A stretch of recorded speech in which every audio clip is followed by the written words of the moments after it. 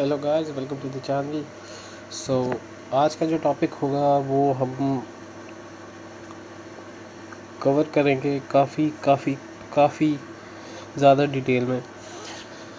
इस टॉपिक में ना ही सिर्फ हम इस बंदे के केस के बारे में डिस्कस करेंगे, पर हम डिकोड करेंगे कि एक बंदे का दिमाग कैसे काम करता है, होता क्या है, कैसे उसका दुनिया को देखने का नज़रिया उसकी थिंकिंग को कैसे इफ़ेक्ट करता है, उसकी थिंकिंग डेवलप कैसे होती है, वो अपने आप को कैसे देखता है, क्या रोल रहता है सोसाइटी का, कल्चर का, ओके, क्या रोल रहता है उसके इन्वायरमेंट का, फैमिली का, ठीक है, society, culture, environment.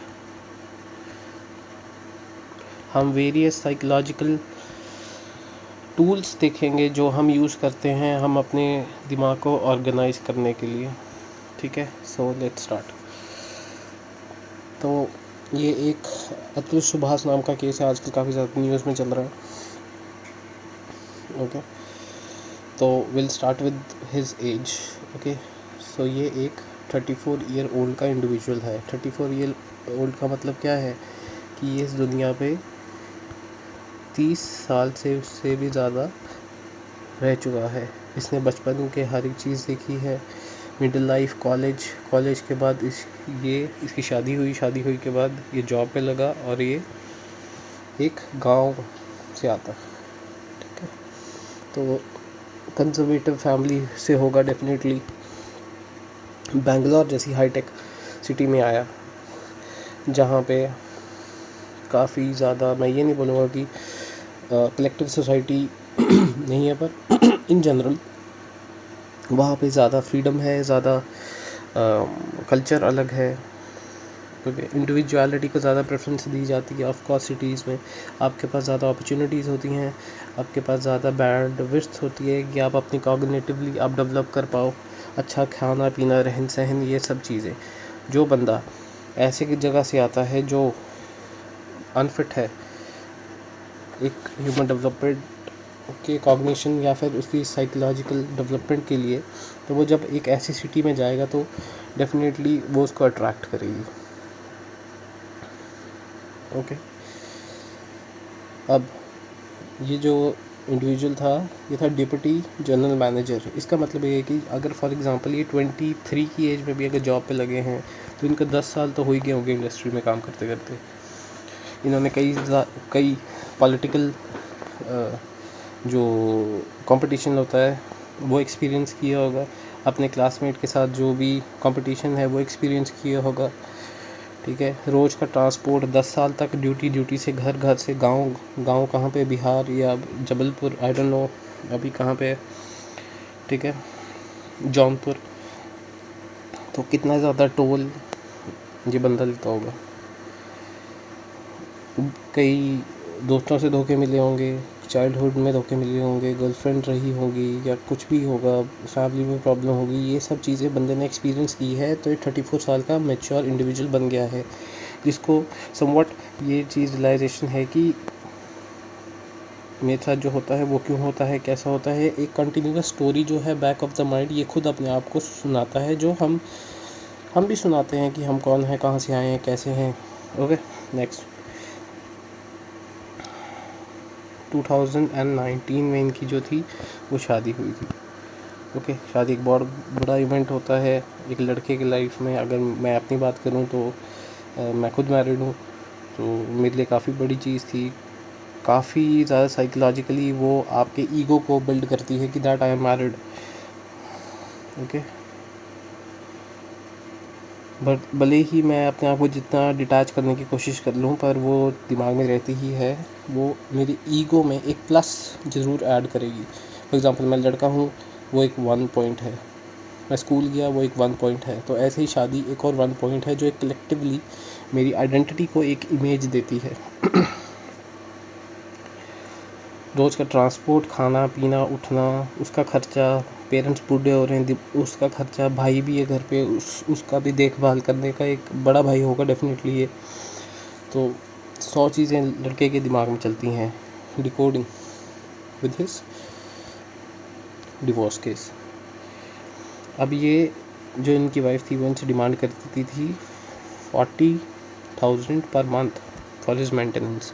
Okay, so लगा लेते हैं अगर सैलरी अच्छी कंपनी में भी होगा तो कम से कम 2 लाख तक अगर मान लो, तो टैक्स कट के 1.3 या 5 भी रखें, ठीक है, तो भी उसमें से 40,000 जाएगा, उसमें से हर मंथ का रेंट जाएगा, ट्रांसपोर्टेशन का खर्चा, तब बचा के जो भी होता है वो कम से कम नहीं तो 50,000 भी हम मांग के रखो तो बंदे के पास सेव होता ही होगा। उसमें से इसने EMI भी ली हो सकती है, उसमें से इसका ट्रांसपोर्टेशन का खर्चा भी है होगा, इसने हाउस लोन भी लिया हो सकता है, 100 चीज़ें, बच्चे को भी पढ़ाना है, ठीक है, ये सब टोल बंदे के दिमाग में चल रहा है इस टाइम। अब ये डिवोर्स केस फाइल होता है, इसका जो है फ्रीक्वेंट ट्रांसपोर्टेशन और इंक्रीज़ हो जाएगा। ऑब्वियसली बॉडी डिस्ट्रेस में आती है। बैंगलोर, जौनपुर, यूपी कौन सा पास है आप देख लो डिस्टेंस कैलकुलेट करके कि कैसे ट्रांसपोर्ट में जाता होगा। पैसे बचाने के चक्कर में फ़्लाइट भी नहीं ले पाता होगा, क्या पता बस में जाता हो, ट्रेन में जाता हो। ओके, अब उसको पता है वो फंस गया है या कुछ भी है, नई सिचुएशन है, दिमाग पीछे वाली जो भी कॉलेज, स्कूल या इन सब चीज़ों की कलेक्टिव मेमोरीज़ को कंसोलिडेट करके 100 तरह के सिचुएशंस जो है वो बिल्डअप करता है दिमाग में। ओके, सो ये सब इसकी मेंटल टोर, इसका कॉग्निशन, इसको फटीग कितनी होती होगी, कितना ज़्यादा डिस्ट्रेस होता होगा, आप इमेजिन कर ही सकते हो, ठीक है।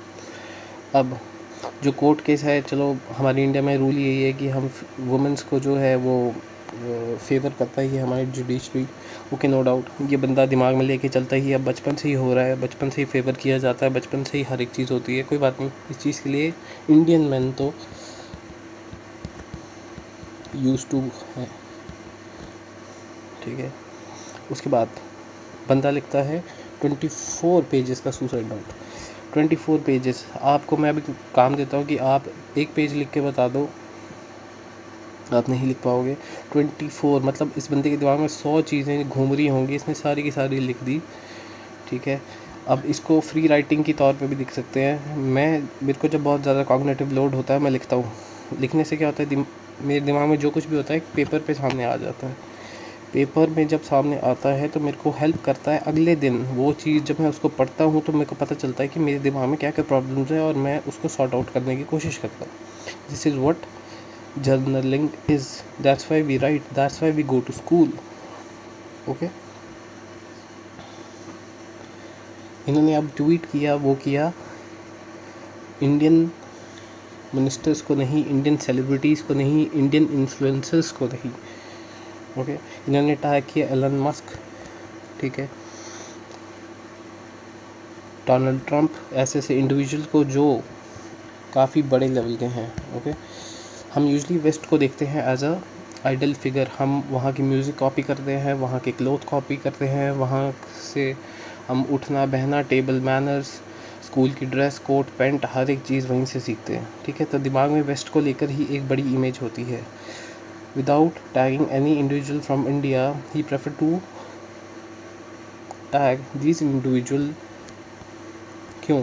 ये भी एक मैन की साइकी रिफ्लेक्ट करता है कि इन दी कोर्स ऑफ डिस्ट्रेस हम उन इंडिविजुअल को टारगेट करना ज़्यादा पसंद करते हैं जो हमारी डोमिनेंस हायरार्की में टॉप पे हों, जो हमें सुने, जिसकी वजह से अवेयरनेस हो। ऑल्सो हमारी सोसाइटी जो है इन इंडिविजुअल के ऊपर ज़्यादा फोकस करती है कि वो क्या कर रहे हैं, क्या रॉकेट लॉन्च किया, कौन सी पार्टी जीती, उसको गोली बजी, ट्रंप को गोली बजी थी, एलन मस्क को अभी वो पता नहीं कोई स्पेसशिप भेजी थी या कुछ भेजा था, ठीक है। तो सारा बंदे के दिमाग में ये सब चीज़ें थी कि लोग जो है इन इंडिविजुअल के ऊपर रखते हैं।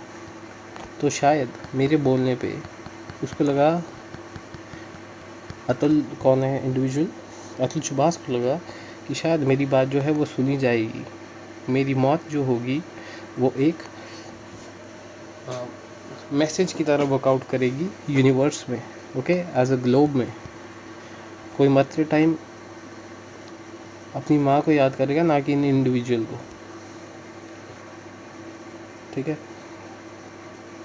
इसका मतलब ये बंदा चाहता था कि मेरी बात जो है वो एक ग्लोबल लेवल पे सुनी जाए, ठीक है। He wants his son to be raised well by his family. मरने से पहले उन्होंने वीडियो में लिखा था, बोला था, नोट में भी लिखा था कि मेरे बच्चे का जो है वो अच्छी तरह रेज़ किया जाए उसको, और मेरी फैमिली की को वो दे दिया जाए। क्यों? बिहाइंड हर एक आदमी के दिमाग में एक साइकी होती है कि मैं जो है पूरी उम्र ज़िंदा नहीं रहूँगा, मैं मेरे साथ इतना कुछ हुआ है स्कूल कॉलेजेस में, 16 एक्सीडेंट भी हुआ होगा छोटा मोटा, तो पता चलता है कि बंदे को कि लाइफ जो है वो अनप्रडिक्टेबल है, कभी भी मर सकता हूँ, कुछ भी हो सकता है। तो एक बंदे के दिमाग में अमर रहने के लिए एक psychological back of the mind एक स्टोरी होती है कि how can I be alive. तो उसके लिए उसके दिमाग में एक बच्चा जो है उस जनरेशन को, उस थॉट को आगे कंटिन्यू रखने में हेल्प करता है, ठीक है। तो इसका मतलब उसके दिमाग में ये भी था कि मेरे बच्चे की अच्छी परवरिश हो, अच्छी एजुकेशन मिले, वो सेफ़ रहे, उसको साइकोलॉजिकल कोई प्रॉब्लम ना हो, एंग्जाइटी ना हो, वो मेरे बारे में बुरा ना सोचे या कुछ भी, ठीक है। Why family response no involvement in Atul distress. अब उसकी जो वाइफ थी वो बोल रही थी कि जो भी डिस्ट्रेस जो भी कॉज हो रहा है उसमें हमारा कोई हाथ नहीं है, मतलब कंप्लीट डिनाइल की मैंने तो कुछ किया ही नहीं। ओके। ए आई एक्सपोर्ट का मतलब क्या है कि 12th में साइंस रखी होगी, 10th में कोशिश की होगी कि साइंस मिल जाए, ठीक है। इंजीनियरिंग कॉलेज में एडमिशन के लिए भागा होगा, एंट्रेंस टेस्ट दिए होंगे। इसका मतलब दो चीज़ें बहुत अच्छी होगी, एक तो लॉजिकल रीजनिंग और power to imagination. Logical reasoning सिर्फ खाली मैथमेटिक्स के लिए अच्छी नहीं होती, वो होती है आपकी थिंकिंग के लिए, एक थॉट को दूसरे के साथ कैसे कनेक्ट करते हो, ठीक है। इमेजिनेशन किस हद तक सोच सकते हो, आउट ऑफ द बॉक्स जा सकते हो, उसको बोलते हैं 9 डॉट प्रॉब्लम। या आउट ऑफ द बॉक्स जाके आप क्या ढूंढ के लाते हो कि आपका जो सोल्यूशन जो है वो सॉल्व हो जाए, आपकी प्रॉब्लम जो है वो आइडेंटिफाई हो जाए और आप उसके लिए एक अच्छा सा सोल्यूशन निकाल पाओ।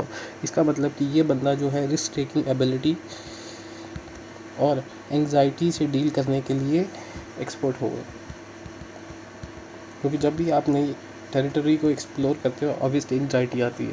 So this is not the first time he is facing this. He decided to live alone after the separation. After the separation, उस बंदे ने सोचा कि बेटर है कि हम दो इंडिविजुअल जो हैं वो इकट्ठे ना रहें और हम जो हैं मैं पीछे हट जाऊँ, साथ न रहूँ, जो भी इनके बीच में हुआ होगा। He decided to go alone. Alone रहने के बेनिफिट्स क्या हैं, ठीक है, और इसके नेगेटिव्स क्या हैं। अलोन रहने से क्या होता है कि दो बंदे जो आपस में होंगे वो अब लड़ेंगे नहीं, बात नहीं होगी तो ज़्यादा एनर्जी नहीं होगी, नए थॉट्स बिल्डअप नहीं होंगे, नई एनर्जी ट्रांसफ़र नहीं होगी, नई बात आगे नहीं बढ़ेगी, ठीक है, बात का बतंगड़ नहीं बनेगा। सॉलिट्यूड में रह के दोनों एक चीज़ रियलाइज़ करते हैं कि हाँ मैं भी गलती होऊंगा, हाँ मैं भी गलती होंगे, चलो कोई बात नहीं, केस सेटल हो जाएगा। तो बंदे के दिमाग में ये चीज़ भी होगी कि यार चलो दूर रहने से क्या पता चीज़ें बेटर हो जाए, ठीक है, जो हो ही जाती हैं इनफैक्ट। पर नेगेटिव क्या है, दिमाग में जो कुछ भी आएगा बंदा मान लेगा, अपने आप को विक्टिम भी ठहरा सकता है। अकेला रहेगा तो स्ट्रेस में भी होगा, क्योंकि बॉडी को लगेगा कि मैं अकेला हूँ, तो वो ऑब्वियसली 100 चीज़ें दिमाग में चलेगी कि शायद वो भी गलत है, मैं भी गलत हूँ, ये क्या हो रहा है मेरे साथ, क्यों हो रहा है, ठीक है। अपने आप को एक विक्टिम की तरह भी बंदा देखने लग पड़ता है। Okay. Found hanging, this for me is very much important. He decided not to take any drug. Okay, कोई गाड़ी के नीचे आना प्रेफर नहीं किया, कोई लाइक अपने आप को किसी चीज़ से कट नहीं किया। Okay, he decided to hang.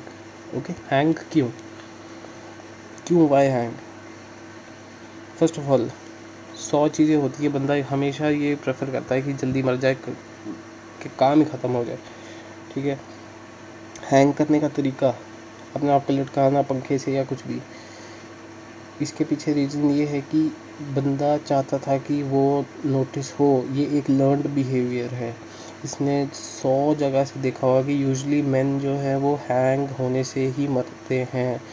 3 idiots में भी यही था, बाकी मूवीज़ में भी यही होता है, ओके। तो ये लर्नड बिहेवियर है। फर्स्ट ऑफ ऑल इस चीज़ के ऊपर फोकस कर रहा हूँ मैं। He said I am making my दुश्मन strong by providing him money. अब इसका मतलब क्या है? वाइफ जो है अब वो वाइफ नहीं रही, एक बच्चे की माँ नहीं रही, प्यार नहीं रहा, लाइफ पार्टनर नहीं रहा, एक दिमाग में एक सच्चा प्यार, एक नरेटिव, एक पॉजिटिव स्टोरी जो बंदा बिल्ड करता है वो चीज़ नहीं रही। वो एक दुश्मन बन गया है, एक प्रोटैगनिस्ट बन गया है, एक नेगेटिव किरदार बन गया है, एक ऐसा थ्रेट बन गया है जो इसकी जान खाने को आ रहा है, ठीक है। आप देख सकते हो एक नेगेटिव लूप की वजह से बंदे ने कितनी ज़्यादा चीज़ें सोच ली कि मैं जो कमा रहा हूँ मैं अपने दुश्मन को ही स्ट्रॉन्ग बना रहा हूँ। दुश्मन बन चुका है वो प्यार जो एक टाइम पे, जिसको ये शायद जब शादी होती है, आई एम श्योर अगर हिंदू मैरिज के हिसाब से होगा तो हस्बैंड को विष्णु का रूप दिया जाता है बाय पंडित, ओके। तो वो क्यों दिया जाता है, ठीक है। अगर किसी ने मिथोलॉजी पढ़ी होगी तो उसमें हर एक चीज़ बताई जाती है कि क्यों पति को विष्णु का रूप बोला जाता है उस टाइम पे। हर एक चीज़ नेगेटिव में ही ले लेना, ओके। उनकी वाइफ जो थी वो दिल्ली में काम करती थी, बैंगलोर टू दिल्ली के बीच में डिस्टेंस देख लो कितना ज़्यादा, ठीक है। ये 100 चीज़ें जो है बंदे के दिमाग में चलती हैं कि वो चीज़ यहाँ हो रही है, ये वहाँ हो रहा है, ये वहाँ हो रहा है, ये चीज़ यहाँ हो रही है, ऐसा हो रहा है, ऐसा हो रहा है, वैसा हो रहा है, ठीक है। तो वो हर एक टाइम पे उसके दिमाग में 100 तरह के थॉट्स जो हैं वो चल रहे हैं, जो ऑन एवरेज भी चलते हैं, पर जस्ट बिकॉज इतना ज़्यादा ये केस हो गया, ये एक नेगेटिव लूप में चलने लग पड़ी, एक डाउनफॉल और सडनली हर एक चीज़ नेगेटिव लगने लग पड़ी। मैं बताऊंगा कि क्या क्या चीज़ें हो रही हैं एक बंदे के साथ, हर एक चीज़ के बारे में बताऊंगा, ठीक है। उन्होंने एक वीडियो बनाई, यार ये बहुत स्ट्रेंज है कि एक बंदे ने एक वीडियो बनाई सिर्फ अपने आप के बारे में कि क्या क्या हो रहा है उसके साथ। मरने से पहले मैं तो नहीं बताऊंगा वीडियो। इसका मतलब वो चाहता था कि लोगों को पता चले कि मेरे साथ क्या हो रहा है, क्यों हो रहा है, कैसा हो रहा है, क्या क्या चीज़ें हो रही हैं, मेरे को ना बाद में कोई सोसाइटी ब्लेम करे, मुझे ना बोले, मुझे ये ना करे, मतलब अपने आप को एक स्पॉटलाइट इफेक्ट में देखना। दिमाग में ये भी चल रहा है कि मुझे बाद में जब लोग जज करेंगे मेरे मौत के बाद तो मेरे को कैसे करेंगे। 9 केसेस पेंडिंग। क्लास टेस्ट में अगर एक में भी 0 आ जाता है ना तो ऐसी की तैसी हो जाती है। ये तो फिर भी हायर अथॉरिटी लीगल सिस्टम के द्वारा दिया गया एक केस है, और वो भी एक नहीं है, 9 केसेस है। तो सोचो किस नेगेटिव लूप में बंदा जी रहा है इस टाइम। वाइफ ने ऊपर से क्लेम किया कि मेरे को डाउरी, हरासमेंट और अननेचुरल सेक्स जैसी वर्ड्स का यूज़ किया। एक बंदे के लिए एक पार्टनर ए और बी के बीच में बहुत बड़ी चीज़ होती है सेक्स। एक बहुत ज़्यादा एक ऐसा एक्सपीरियंस होता है जो बंदा मरते दम तक नहीं भूल सकता। उस चीज़ को ऐसे काम बोला। अननेचुरल, हरासमेंट ये क्या होती है? डाउरी,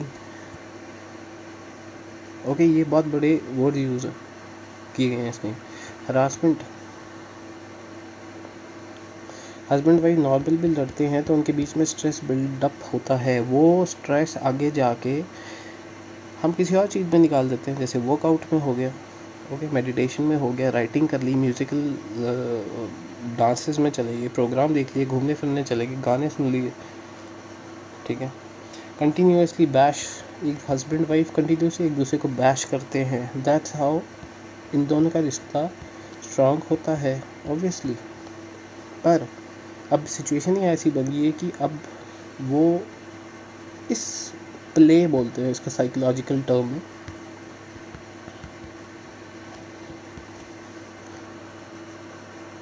ये रिश्ता इस प्ले की वजह से ही आज स्ट्रांग हुआ, पर दिमाग इतना ख़राब हुआ कि यही पॉजिटिव रिश्ता नेगेटिव में कन्वर्ट हो गया, ठीक है। जज को ये बंदा बोलता है, यार लाखों आदमी सुसाइड कमिट करते हैं फॉल्स केसेस की वजह से, तो जज बोलती है तो तुमने क्यों नहीं की, तुम नहीं कर सकते। अब आप ये सोचो, एक बंदा जो जुडिशरी को हायर अथॉरिटी की तरह देखता है, इंडियन जुडिशरी सिस्टम में आप अपने आप को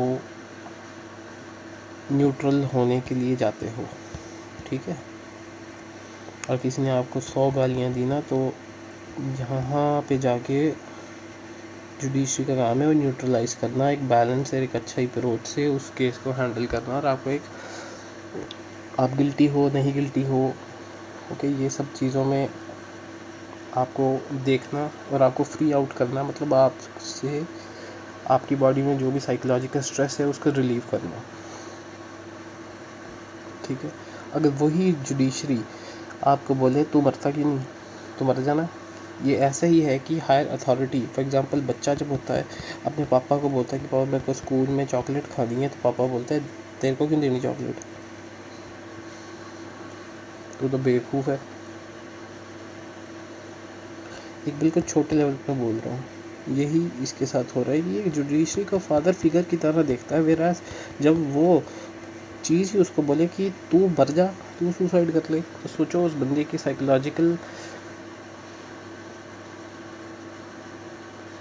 दिमाग पे क्या, मतलब किस लेवल पे ये चीज़ चल रही होगी। पर क्या ये चीज़ टाली जा सकती थी? ऑफ कोर्स टाली जा सकती थी, ऑफ कोर्स ये चीज़ सॉर्ट आउट हो सकती थी। पहली बात, मैं कुछ चीज़ें जो है आपको बताना चाहूँगा, ताकि ये जो आपने 20 मिनट की अभी तक ये जो कहानी सुनी, ये है क्या, क्यों होती है, क्या होता है, इसका सल्यूशन क्या है, ठीक है। सबसे पहली चीज़, पावर ऑफ वर्ड्स। हमें बचपन से लेकर अभी तक एक चीज़ बताई गई है कि आप पढ़ो, स्कूल जाओ, नई चीज़ें सीखो, बुक्स पढ़ो। बुक्स क्यों पढ़ो? क्योंकि वर्ड्स के अंदर एनर्जी होती है।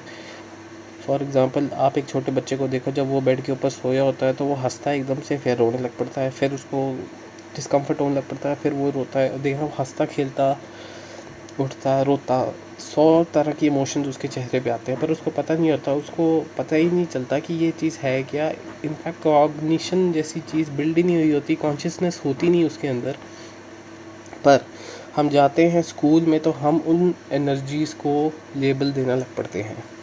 For example, laughter, cry, distress, shame, guilt, anxiety, happiness, ऐसे ऐसे वर्ड्स हम यूज़ करते हैं।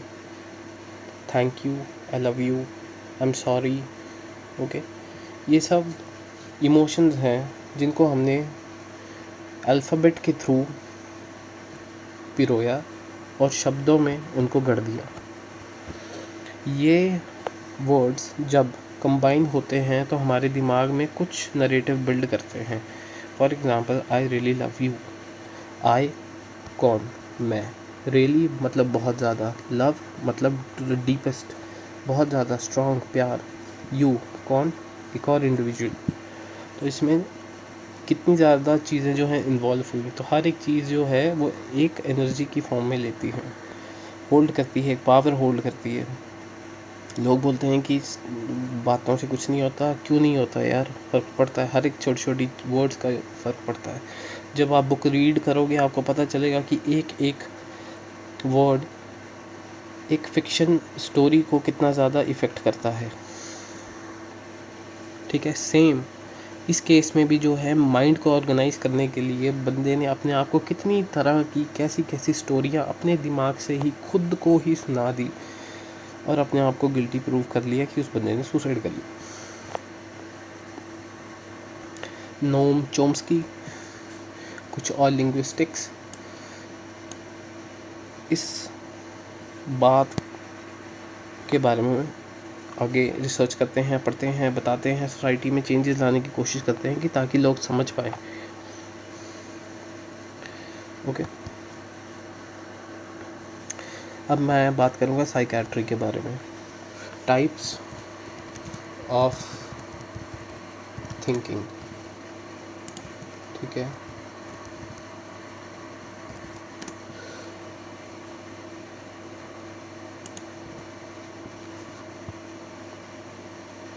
एक थॉट पैटर्न होता है, ठीक है। फॉर एग्ज़ाम्पल अभी मैं बात जिसके बारे में करूँगा वो होगी जैसे ब्लॉकिंग, फिर आएगा आपका मेजर डिप्रेसिव डिसऑर्डर। डेफिनेटली इस बंदे को होगा ही, क्योंकि है ही। होगा क्या, जिसके थॉट्स इसी तरह पे चल रहे हैं नेगेटिव में, थॉट्स ऐसे चलते हैं, ऐसे होते हैं। नेगेटिव में हमेशा यही वाला जो होता है वो सेलिएंट बन के आता है, ठीक है। माइन्यूट थिंकिंग कर ली इसने, ओके। पैनिक डेफिनेटली होता होगा, स्किज़ोफ्रेनिया में चला गया होगा, फोबिया तक फील करता होगा, ठीक है। बाइपोलर डेफिनेटली, PTSD जैसी चीज़ें ज़रूर इस टाइम ये बंदा एक्सपीरियंस कर रहा होगा, क्योंकि पास्ट में 100 तरह की, जैसे मैं बताया, बचपन से लेकर इस एज तक 100 तरह के ट्रॉमास होते हैं जो हम अपनी साइकी में दबा लेते हैं। फॉर एग्ज़ाम्पल मेरा एक्सीडेंट हुआ तो मैं उसको याद नहीं रखूँगा, मैं उसको डीप अनकॉन्शियस में डाल दूँगा, पर जब भी कोई नेगेटिव इंसिडेंट आएगा मैं दोबारा यहीं पे ही मिलूँगा उससे। हर एक नेगेटिव इमोशन, हर एक नेगेटिव मेमोरीज, हर एक नेगेटिव एपिसोड यहाँ पे होता है। और जब भी हम डाउन फील करते हैं तो ये सब एक्टिव हो जाते हैं, as if they are about to get you, okay.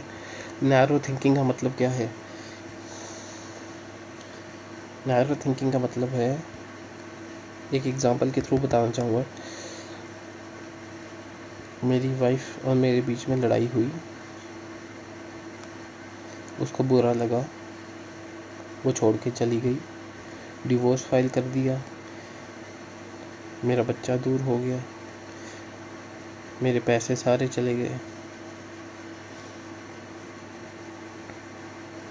मेरा घर उजड़ गया, मेरे माँ बाप का क्या होगा, मेरे बच्चे का क्या होगा, मैं कैसे जीऊँगा, मेरी लाइफ क्या थी, ये कौन हूँ मैं, ये क्या हो रहा है। एक छोटे से बॉक्स में पूरी लाइफ को सम अप कर दिया, ये होती नेगेटिव थिंकिंग। पीछे मुड़ के ये नहीं देखा कि खाने को था, छत थी सिर के ऊपर, पीने को पानी था, ठीक है। 1000 से भी ज़्यादा, 10,000 से भी ज़्यादा, मैं बोलूँ 1,00,000 से भी ज़्यादा ऐसे रीज़न होंगे इसकी लाइफ में कि ये ग्रेटफुल हो सके, पर ये सब चीज़ इग्नोर हो गई। अपने आप को एक विक्टिम की तरह देखा कि पूरी दुनिया मेरे को ही देख रही है, मेरे डिसीज़न पे ही होगा, मैं एक मसीहा की तरह मैन की आवाज़ को बढ़ाऊंगा। स्पॉटलाइट इफ़ेक्ट, 1000 तरह के कॉग्निटिव लोड इसके सिर के ऊपर होंगे, 1000 तरह की आइडेंटिटी क्राइसिस से बंदा जूझ रहा होगा। एक वहाँ पे लेजिस्लेटिव हाउस है बेंगलोर में, ओके। वहाँ पे होता है, वहाँ पे लिखा हुआ है कि government work is God's work, मतलब कि गवर्नमेंट का काम जो है एक भगवान का काम है। जब ऐसी ऐसी चीज़ें जो है एक बंदे के दिमाग में होती हैं कि सरकार एक सुप्रीम चीज़ है, अब लोगों की हेल्प के लिए है, मुझे प्रोटेक्ट करने के लिए मैं अपने टैक्सेस से, बंदे ने बोला हुआ है कि मैं अपने टैक्सेस से, ये जुडिशरी चलती है, ये पुलिस सिस्टम चलता है, मैं उसको स्ट्रॉन्ग बना रहा हूँ, और वो मेरे साथ ऐसे कर रही, तो अपने आप को एक ये विक्टिम की तरह देखने लग पड़ता है, एक फूल, एक गधे, एक अपने आप को एक जैसे नॉर्मल इंडिविजुअल जो भी, यार इंडिया में हर एक बंदे को ऐसा लगता है कि गवर्नमेंट खाने को बैठी हुई है, टैक्स लेती रहती है। तो ये भी उसी टाइम यही पॉइंट बोल रहा है कि मेरा खून पीने को हो रही है ये गवर्नमेंट। कॉग्निटिव बायस, ये क्या होता है? कॉग्निटिव बायस का मतलब होता है कि हमारा दिमाग जो है वो कोशिश करता है कि जो हम सोचें उससे सिमिलर ही डिसीजन लेने में, या फिर सिमिलर ही सिचुएशंस को सही करने में हमारी हेल्प करे। फॉर एग्ज़ाम्पल, अगर मैं बोलता हूँ कि टनल के आगे जो है खाई नहीं है, एक बहुत अच्छी वैली स्टार्ट हो जाती है, तो मेरा दिमाग हज़ार तरह के रीज़न देगा कि हाँ यार, टनल के बाद ना, मैंने सुना है, मैंने कहीं देखा है, मेरे पास फ़ोटोज़ हैं, मेरे को लोगों ने बताया है, मैंने सुना है, मेरे को वीडियो शेयर हुई हैं, मैंने कहीं पे पढ़ा हुआ है, ठीक है। और वो चलता रहता है एक थॉट के पीछे। उसको बोलते हैं कॉग्निटिव बायस, कि हाँ मैं सही हूँ तो हूँ, दिमाग में है। या आप देखना, ये हज़ार तरह के इंडिविजुअल जो है वो अपनी लाइफ में यूज़ करते हैं। एथलीट ये चीज़ यूज़ करते हैं। अगर कोई पावर लिफ्टर है, अगर वो 100 किलो उठाता है, तो वो कोशिश करेगा कि नेक्स्ट जो है 105 केजी का हो। अपने दिमाग को वो कमांड देगा और वो उठा लेगा डेफिनेटली, क्योंकि वो हज़ार रीज़न देगा कि मेरे पास वो एबिलिटी है, मैंने खाना खाया, मैंने डाइट रखी है, मैं पानी पीता हूँ, मैं अच्छी नींद लेता हूँ, मेरी जो है वो साइकोलॉजिकली मैं फिट हूँ, मेरे रिलेशनशिप्स अच्छे हैं, हर एक चीज़ मैं क्यों नहीं कर सकता। और उसके बाद वो रिलीजन का साथ देता है कि मेरे साथ जो है, फॉर एग्ज़ाम्पल अल्लाह होगा, राम होगा, या कोई भी सिख धर्म से होगा, या कोई और रिलीजन से होगा।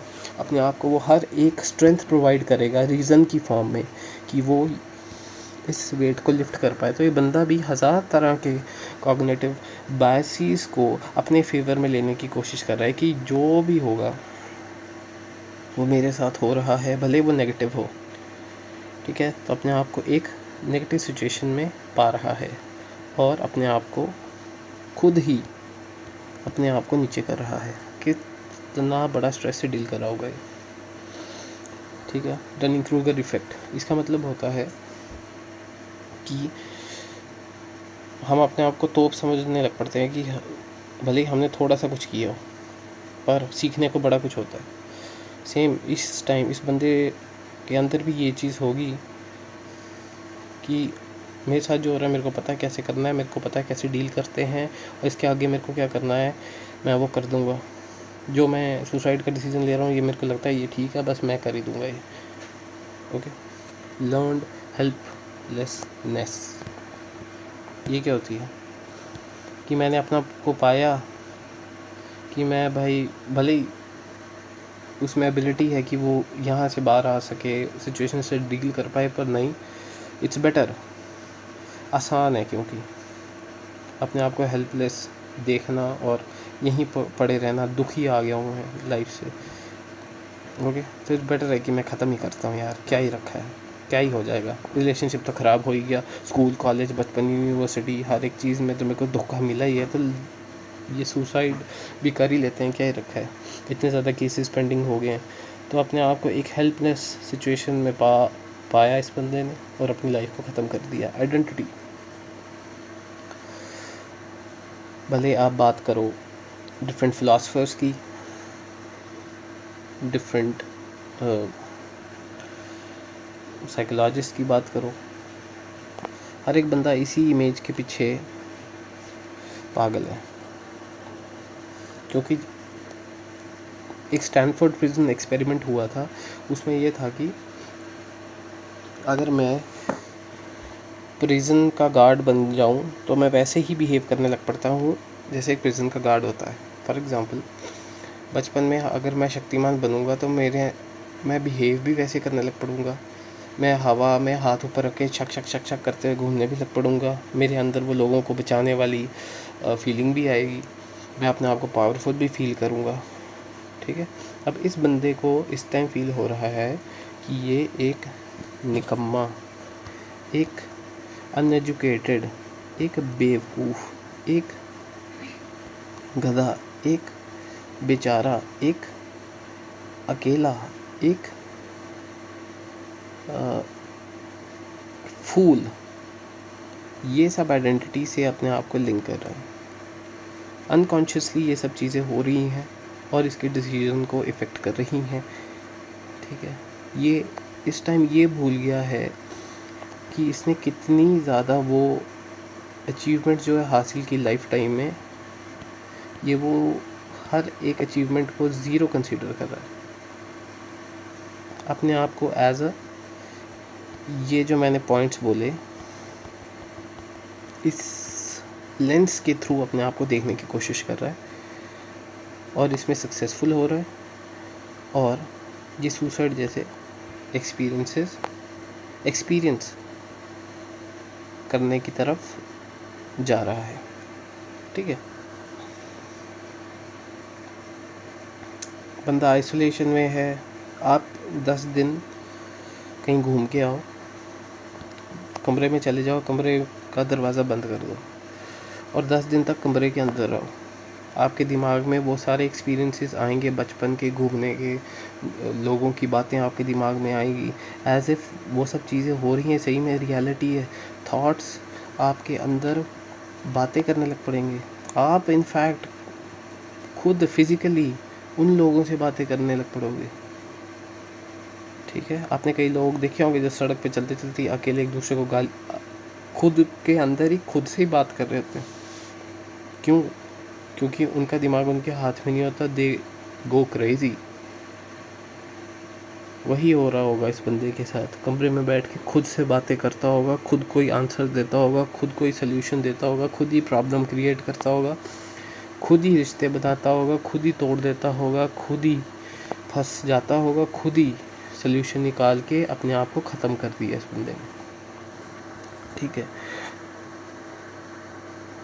तो ये एक ह्यूमन की साइकी कितनी ज़्यादा पावरफुल होती है, ये उसका एक बहुत बड़ा एग्जाम्पल भी है।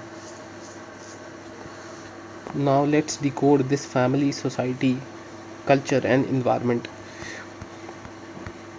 ओके, फैमिली कैसे? हर एक रिलीजन बात करता है कि हम सब एक हैं। ठीक है, रिलीजन में क्या है कि हम सब ज़ीरो हैं या फिर वन है। ठीक है, बेसिकली दोनों सेम ही चीज़ है। कोई भी रिलीजन ले लो, हमको ना वो मेल जेंडर से हमें डिफ्रेंशिएट करता है, ना हमें हमारे प्रॉब्लम से करता है, ना हमारे रिलीजन का इनफैक्ट काम ही यही है कि हमें इस लेवल पे लेके आना ताकि हम ज़ीरो फील करें। एक ओंकार सॉरी, हम वन है, अल्लाह एक है। ठीक है,